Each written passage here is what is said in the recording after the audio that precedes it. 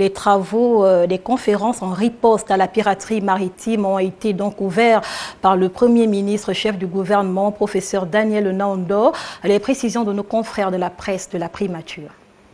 Et à l'ouverture du cycle de conférences sur les questions de défense et de sécurité, axé cette année sur la piraterie maritime, le Premier ministre chef du gouvernement, le professeur Daniel Onaondo, a tenu à marquer tout l'intérêt que le gouvernement et les hautes autorités du pays accordent aux questions de défense et de sécurité. Qu'il me soit permis, avant toute chose, de rendre un hommage mérité à Monsieur le Président de la République, chef de l'État, chef suprême des forces de défense et de sécurité, son Excellence Ali Bongo Ondimba, pour l'instauration de ces journées. En effet, la mémoire collective doit retenir que c'est sous sa bienveillante clairvoyance que se sont tenues les premières journées en 2002, alors qu'il était ministre de la Défense nationale. Désormais inscrite dans le cycle républicain de nos manifestations nationales, les journées de la défense revivifient et consolident le lien armée-nation à travers une communion entre les forces de défense et les populations.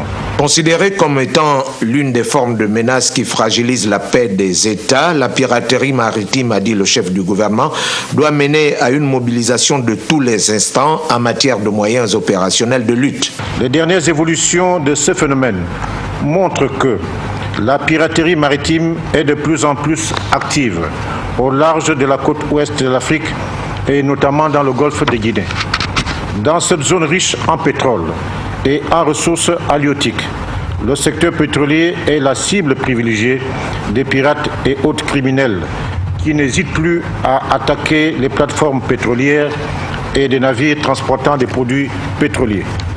Notre pays, qui dispose d'une frontière maritime de plus de 850 km, est directement soumis à cette menace. Pour faire face à la piraterie, des initiatives communautaires et locales ont été prises. Je veux ici particulièrement évoquer le protocole d'accord signé par les États de la CEAC en octobre 2009 qui a validé la stratégie de sécurisation des intérêts vitaux en mer des États de la CEAC du golfe de Guinée.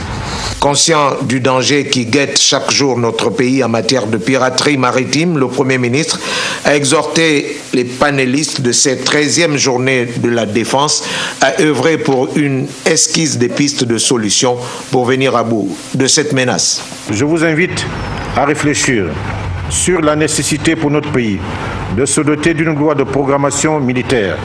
Cette loi, tout en tenant compte de nos contraintes budgétaires et de nombreux impératifs de développement en termes d'infrastructures socio-économiques à réaliser, devrait permettre à notre pays de se doter d'un outil de défense performant, capable de faire face à la piraterie maritime et des autres formes de menaces.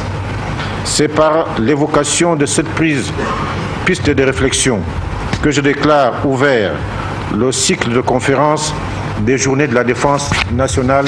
Je vous remercie.